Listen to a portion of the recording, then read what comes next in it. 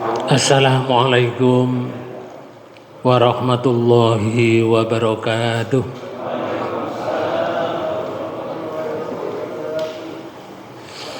Bismillahirrahmanirrahim. Alhamdulillahil qail fi kitabihil karim. A'udzu billahi minasyaitonir rajim. Falamma qada Musa ajala wa aswasara bi ahlihi anasa min janibit tur naro qala li ahlihim kusu inni anastu naro la'alli atikum minha bi khabarin au jadwatin minan nar la'allakum tastalun. Asyhadu an la ilaha illallah wahdahu la syarikalah wa asyhadu anna Muhammadan abduhu wa rasuluh. Allahumma sholli wa sallim wa barik ala Muhammadin wa ala alihi wa ashabihi ajmain. Hadirin hadirat Bapak Ibu yang dirahmati Allah. Alhamdulillah pada kesempatan ini kita bersama-sama oleh Allah diberi kesehatan, baik iman, Islam, sehat jasmani dan rohani. Saya sakit sedikit kakinya karena baru dioperasi. Hari ini adalah hari yang ke-19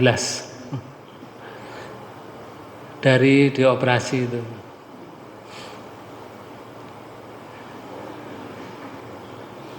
Ya asalnya tidak namanya kecelakaan ya, hanya menginjak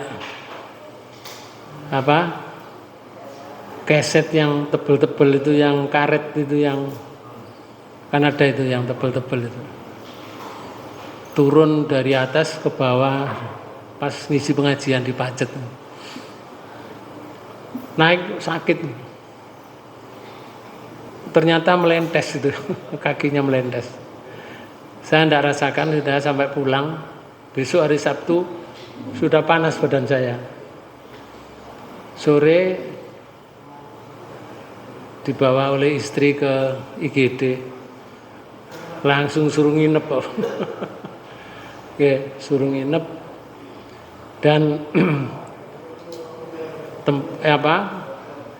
yang melecet tadi bernanah gitu. Akhirnya dioperasi sampai ke atas. Nah itu riwayatnya. Jadi asalnya sehat walafiat. Begitulah sakit itu datangnya kadang-kadang dengan tiba-tiba. Tapi warase gak tiba-tiba, ngoten. Datangnya tiba-tiba, warase gak tiba-tiba. Butuh waktu.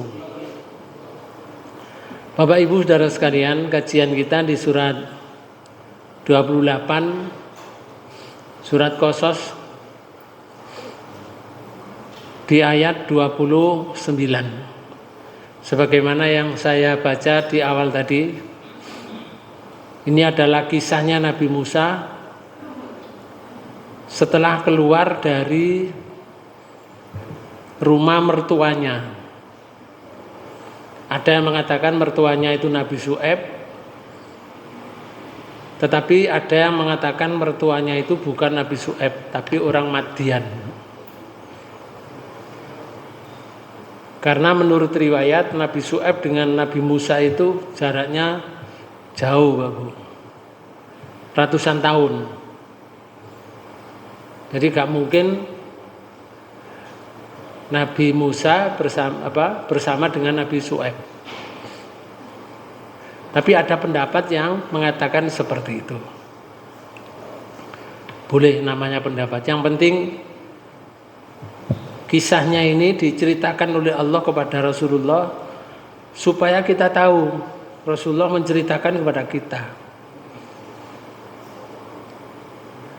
Maka di ayat 29 itu falamma qada Musa ajala al ajala wasaro bi ahlihi. Sampeyan terjemahkan tuh. Maka tatkala Musa telah menyelesaikan waktu yang ditentukan dan dia berangkat dengan keluarganya. Nah, di sini waktu yang ditentukan itu di ayat sebelumnya itu, Pak Bu. Yaitu berjanji dengan calon mertuanya itu Nabi Musa menjadi pengembala kambingnya selama 8 atau dilengkapi 10 tahun.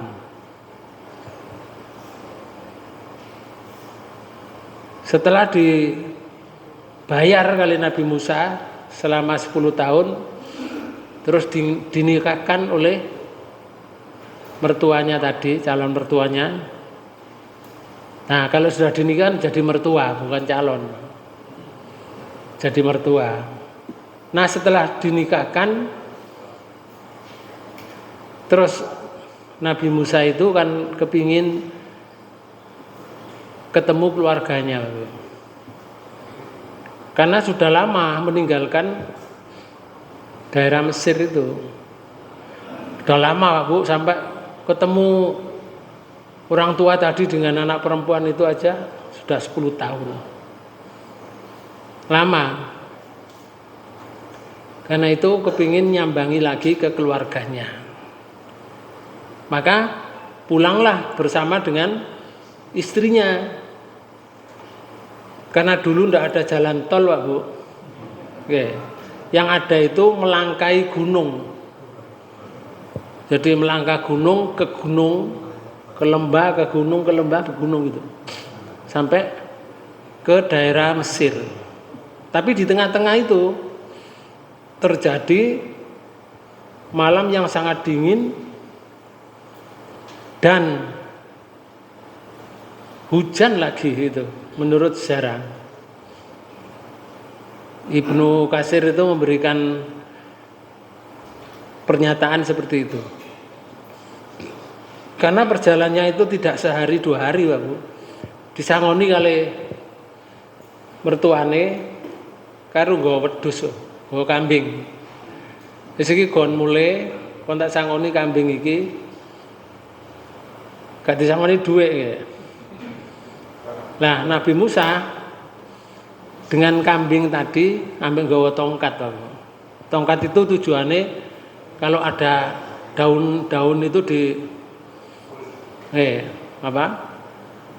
dipukul daunnya itu lepas untuk makan kambing itu. Dari Madian ke Mesir loh, Pak, nggawa kambing. Subhanallah. Dan Musa waktu itu belum jadi nabi, jadi istrinya gak ngerti. Menjadi pembantu istrinya itu selama 10 tahun. Untuk menebus yang namanya mahar kepada istrinya itu. Nah, setelah diselesaikan waktunya yang sudah ditentukan, berangkat bersama keluarganya. Lalu dilihatnya lah api di lereng gunung. ya, Ia berkata kepada keluarganya, nggih, muni ngeten. tunggulah di sini. Ya, tenono kene ya. Bojone kon ngenteni, Pak Bu. Lah ambek sapa bojone kira-kira? Lah iku enggak diceritakno, Pak Bu. Nggih. Mungkin ya ijen. Pancene wong loro tok. Balik nang Mesir niku. Tenono kene, Dik, misalkan. Jarine Nabi Musa ngeten. Guru dadi nabi niki. Sesungguhnya aku melihat api. Oh, iku ana api. Kita kan kademen. Waktu ada hujan, musimnya dingin. Iku ada api, barangkali terus Nabi Musa ngeten. Mudah-mudahan aku dapat membawa suatu berita kepadamu dari tempat api itu. Nggih. Atau membawa sesuluh api agar kamu dapat menghangatkan badanmu. Sesuluh niku napa? Nah, sesulung ini. Agar saya membawa sesuluk api itu agar kamu bisa hangat badannya. Nah, Bapak Ibu sekalian, bojone kon ngenteni pertanyaan saya. Kira-kira ngenteni ana gubuke enggak kira-kira? Nah, itu yang enggak diceritakan, Bapak. Enggak diceritakan. Maka di dalam ayat ini dinyatakan oleh salah satu penafsir yang terkenal itu adalah Ibnu Katsir. Itu menyatakan gini, dalam ayat sebelumnya itu telah disebutkan bahwa Musa alaihissalam telah menunaikan masa yang paling banyak, paling baik, paling sempurna, 10 tahun loh Bu. Dan paling bersih dari kedua masa itu. Hal tersebut dapat disimpulkan bahwa dari kelompok ayat ini yang pada permulaannya disebutkan firman Allah, falamma qada Musal ajalah. Maka tatkala Musa telah menyelesaikan waktu yang ditentukan 10 tahun tadi, terus dinikahno. Artinya perbuatan Musa itu paling sempurna dari kedua masa itu. Nah, setelah itu Bapak Ibu sekalian, wasaro bi ahlihi. Wasaro bi ahlihi. Gimana? Wasaro bi ahlihi. Itu artinya begini. Dan dia berangkat bersama keluarganya. Mereka mengatakan bahwa Musa merasa rindu dengan tanah tempat kelahirannya dan juga sanak keluarganya. Ibunya ditinggal di rumah, Bapak. Dulure sing biyen waktu perempuan ketika Nabi Musa kecil itu dilarungkan dikentir nang sungai Nil itu, Mbak Yunya itu ya ditinggal di sana. Jadi ibunya ya ditinggal, Mbak Yunya ditinggal, masih jenenge Harun iku ya nok Mesir. Musa yang keluar karena diuber-uber kali Fir'aun. Kali bala tentara. Maka ia bertekad untuk mengunjungi mereka dengan sembunyi-sembunyi tanpa sepengetahuan Fir'aun dan kaumnya. Wis lali Pak Bu sakjane Fir'aun, tapi Musa itu sangat takut. Masih bayangan 10 tahun yang lalu. Ia berangkat bersama istrinya dan ternak kambingnya yang hasil pemberian mertuanya. Dikai kambing piro niku? Lah iku yang gak diterangkan, Pak. Nggih. Gak dijelaskan. Lalu menempuh jalan di malam yang gelap. Lagi hujan deras. Dan cuaca yang sangat dingin, maka ia turun istirahat di suatu tempat. Tempat itu enggak disebutkan di sini. Dan setiap kali ia menyalakan pemantik apinya supaya nyala, ternyata tidak mau menyala juga. Nggo korean enggak gelem nyala, mungkin saking dinginnya, Bang. Nggih. Hal ini membuatnya terheran-heran.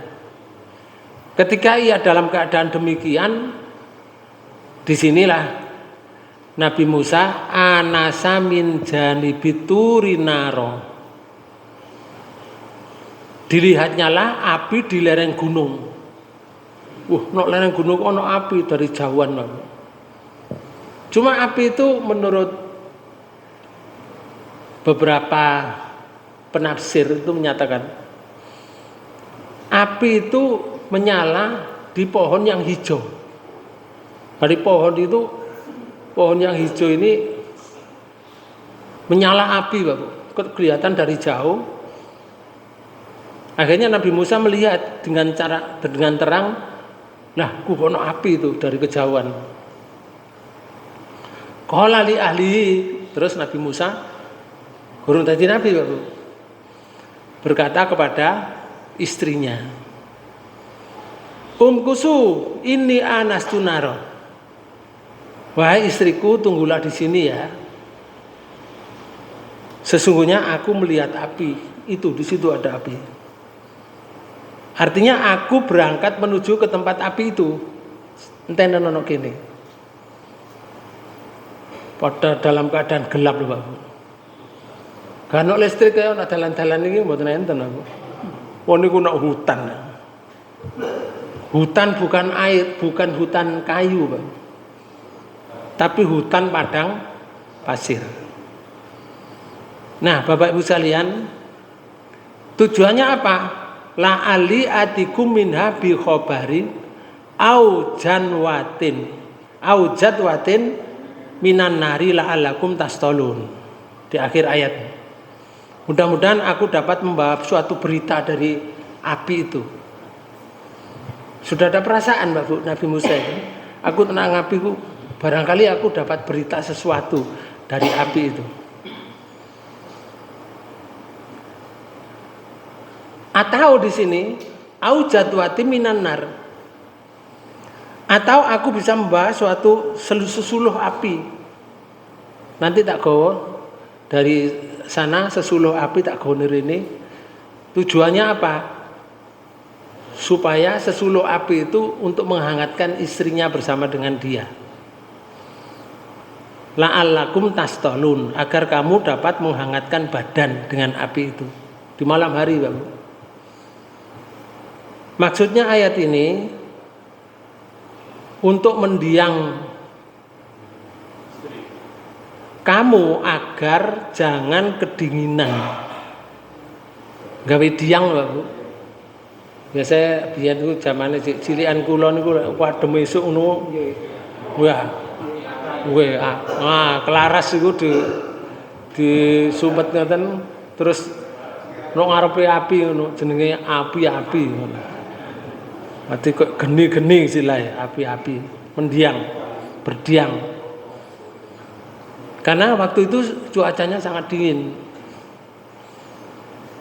Dan ini cerita dari Allah, Pak. Jadi pernyataan Nabi Musa kepada istrinya itu dinyatakan oleh Allah, diceritakan kepada Rasulullah untuk diceritakan kepada kita. Di ayat 30, falamma ataha nudiya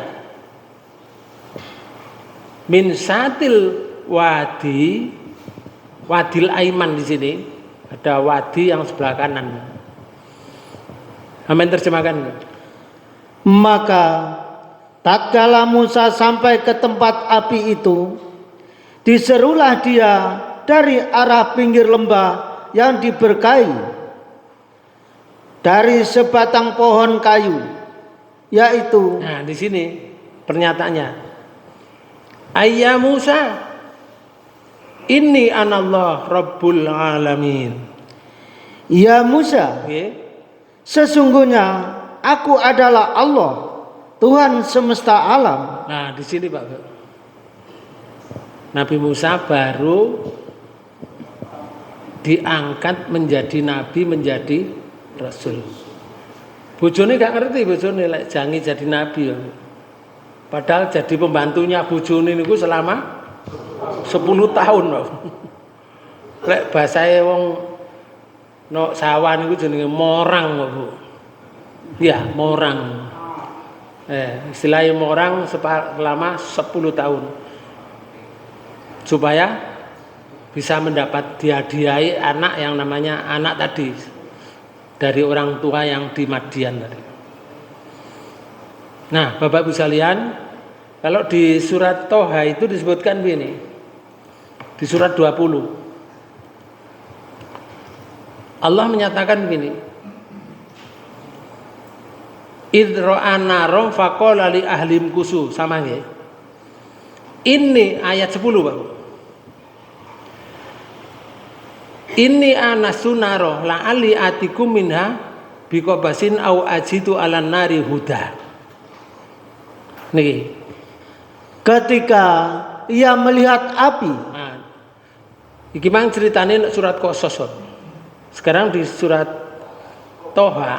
Itu Allah juga menjelaskan. Nabi Musa itu mengatakan ketika ia melihat api, terus lalu berkatalah ia kepada keluarganya. Sama tadi. Lanjut. Tinggallah kamu di sini. Tenono kene ya. Sesungguhnya aku melihat api. Mudah-mudahan aku dapat membawa sedikit daripadanya kepadamu, atau aku akan mendapat petunjuk di tempat api itu. Jadi Nabi Musa sudah merasa bahwa dirinya akan mendapatkan sesuatu dari api tadi. Paling tidak mulai gak ono apa-apa, paling nggawa sesuluh api tadi digawa nang ngene bojone. Kira-kira adohe ngono sak pira nggih? Antara bojone dikondek lereno kono karo Nabi Musa menuju ke api. Itu yang enggak diceritakno. Nek gak diceritakno gak oleh diceritakno. Ya. Terus ayat 11. Falamma atahanu ya Musa niki. Maka ketika ia datang ke tempat api itu, dipanggil hai Musa. Nah, dipanggil oleh Allah. Ya Musa, hai Musa. Inni ana rabbuka fakhla'na alaika innaka bil wadil muqaddasi tuha. Sesungguhnya aku ini saya ulangi. Sesungguhnya aku inilah Tuhanmu. Maka tanggalkanlah kedua terompahmu. Sesungguhnya kamu berada di lembah yang suci tua. Nah, padahal itu gunung, Bu, lembah. Tapi Allah menyatakan ini lembah suci wahai Musa, sandalmu deken gunung. Ini lembah suci. Terus beliau menuju ke lembah itu. Namanya Tua. Lembah Tua. Nah, Bapak Ibu sekalian, Allah menyatakan gini. Copotan sandalmu, kamu berada di tempat yang suci. Wa anakhtartuka fastami lima yuha. Dan aku telah memilih kamu. Nah, kamu saiki tak pilih. Terus, maka dengarkanlah apa yang aku wahyukan kepadamu. Nah, saiki rungokno yang saya wahyukan kepadamu. Apa salah satu di antaranya wahyu itu? Di ayat 14. Innani anallahu la ilaha illa ana fa'budni wa aqimis sholata li dzikri. Sesungguhnya aku ini adalah Allah. Nah, Allah menyatakan, "Hei Musa, aku ini Allah." Lanjut. Tidak ada Tuhan yang hak selain aku. Maka sembahlah aku. Sembahlah aku, karena tidak ada Tuhan yang hak disembah kecuali aku. Maka sembahlah aku. Terus, dan dirikanlah sholat untuk mengingat aku. Bapak Ibu sekalian, zaman Nabi Musa itu ya sholat podo. Zaman Nabi Musa itu juga zakat sama dengan kita. Ajarannya sama, cuma model sholatnya yang tidak sama. Kalau zamannya Nabi Musa itu sholatnya 40 waktu dalam sehari semalam. Matahari ini Pak Bu, yang kita setiap pagi melihat matahari itu. Bulannya ya bulan ini, bukan bulan yang lain. Nah, sembahlah aku wahai Musa, caranya ngene, wa aqimis sholata li dzikri. Dirikanlah sholat untuk mengingat aku. Lalu pernyataan Allah sing namanya dengarkan aku memberikan wahyu kepadamu, itu wahyu yang kedua. Inna sa'ata atiyatun akadu fiha litujza kullu nafsin bima tas'a. Sesungguhnya hari kiamat itu akan datang. Nggih. Aku merahasiakan waktunya Nggih. agar supaya tiap-tiap diri itu dibalas dengan apa yang ia usahakan. Umar bin Khattab itu Pak Bu masuk Islam itu karena membaca ayat ini. Asalnya memusuhi Rasulullah, begitu melihat ayat ini, wah gak mungkin Muhammad mengatakan aku adalah Allah, gak mungkin. Aku roh ciliane Muhammad. Tidak ada Tuhan yang berhak disembah selain aku. Gak mungkin Muhammad mengatakan seperti itu. Maka sembahlah aku dan dirikanlah sholat untuk mengingat aku. Terketuk hatinya Umar bin Khattab, akhirnya masuk Islam dan menjadi tokoh dalam Islam, Pak Bu. Sampai Islam tersebar ke seluruh jazirah Arab, termasuk daerah Persia dikuasai. Maka Bapak Ibu sekalian, ayat ini menyatakan falamma atahnu dia min satil wadil aiman,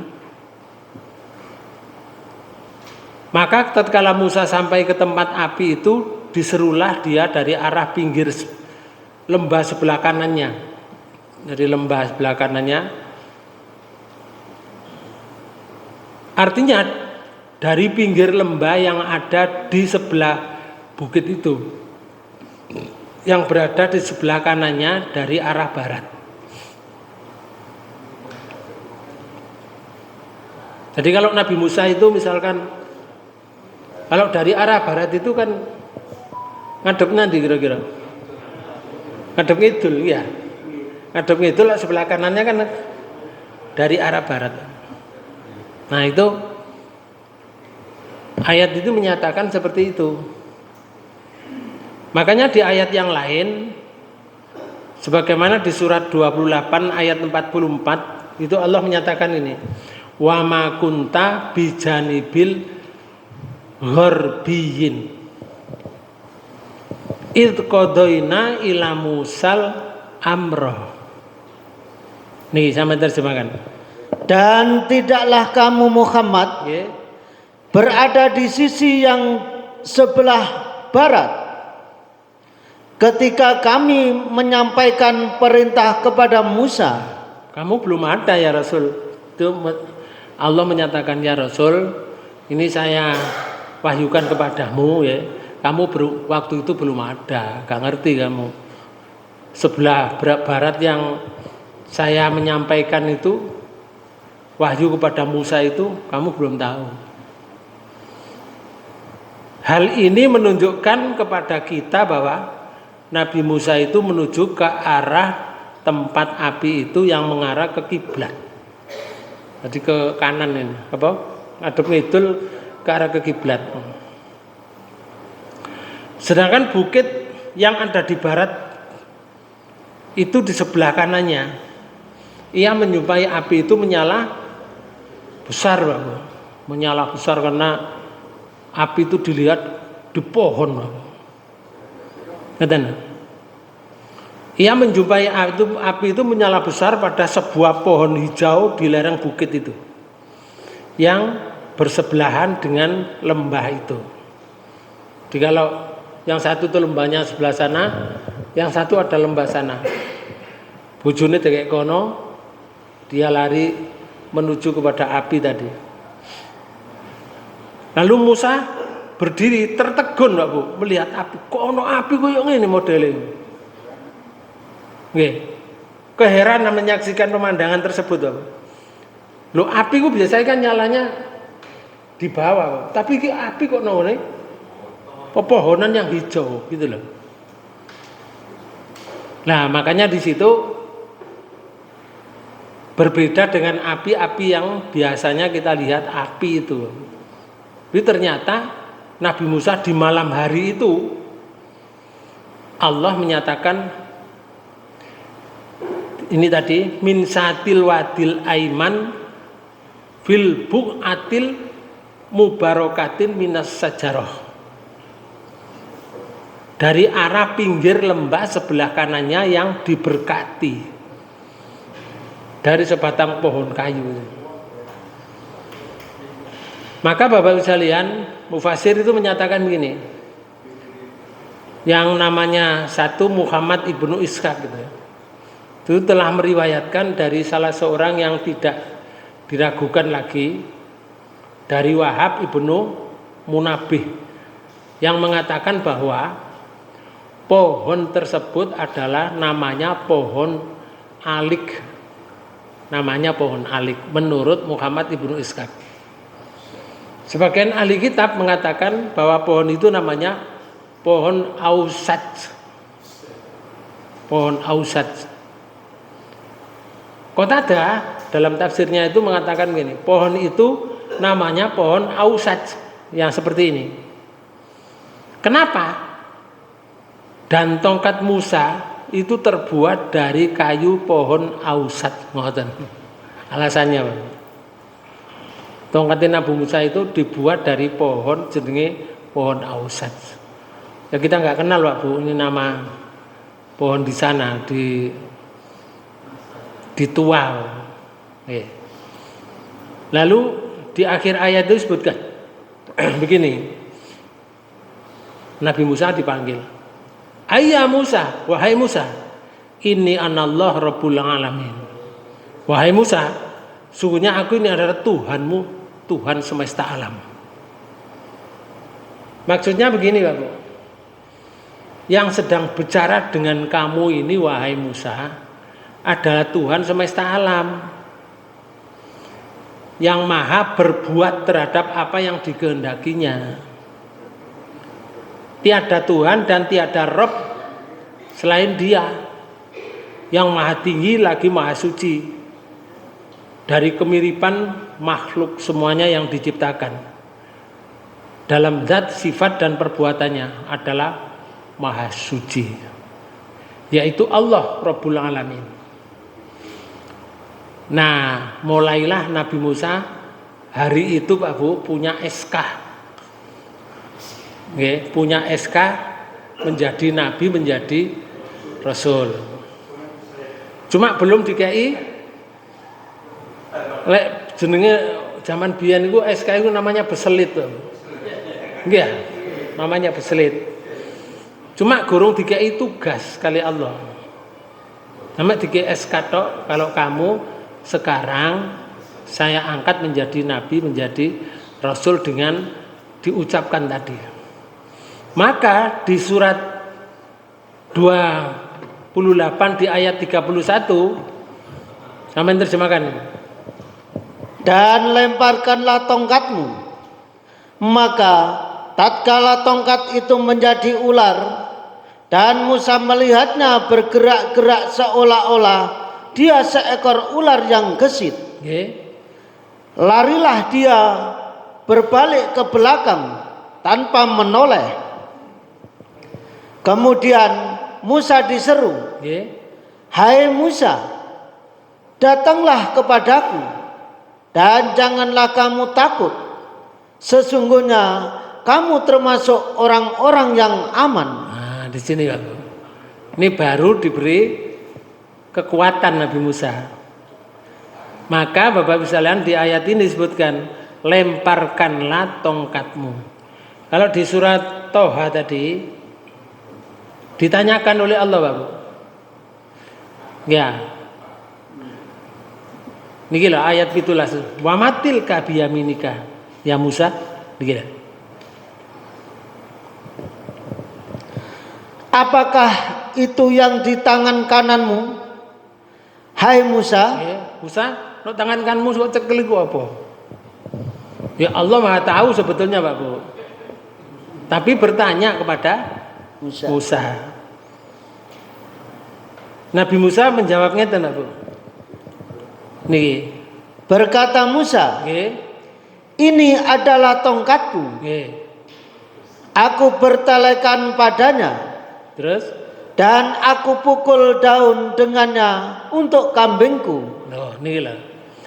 Jadi ya Allah, ini adalah tongkat yang ada di tangan saya ini adalah tongkatku. Tongkat ini untuk bertelekan saya. Bertelekan itu apa nih melaku pegel ngoten nggih senden lho.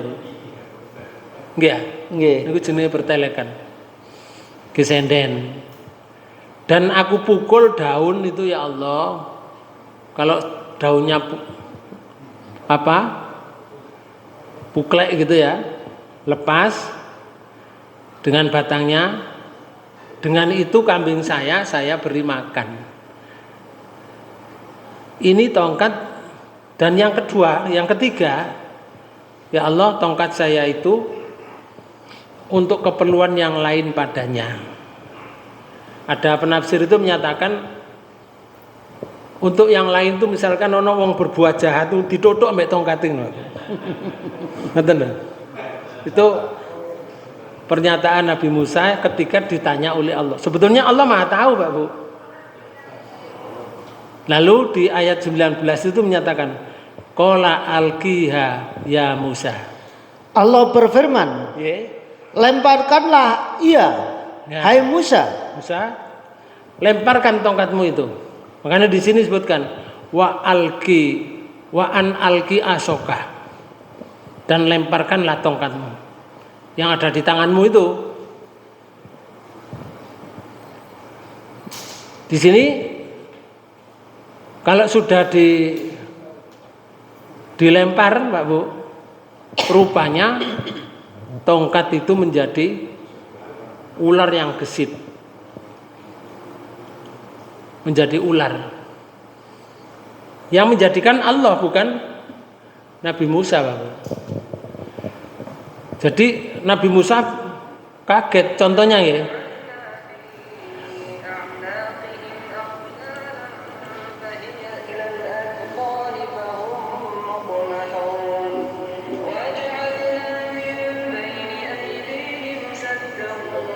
Nah ini.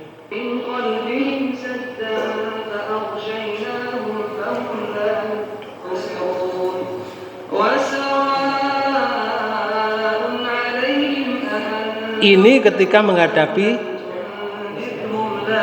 Raja Fir'aun. Para pensihir lalu. Begitu mengeluarkan sihirnya seperti ini, ular-ular kecil juga. Banyak ya, seperti ini. Ternyata ularnya Nabi Musa lebih besar, Pak Bu. Maka semua dari ular-ular kecil itu dimakan.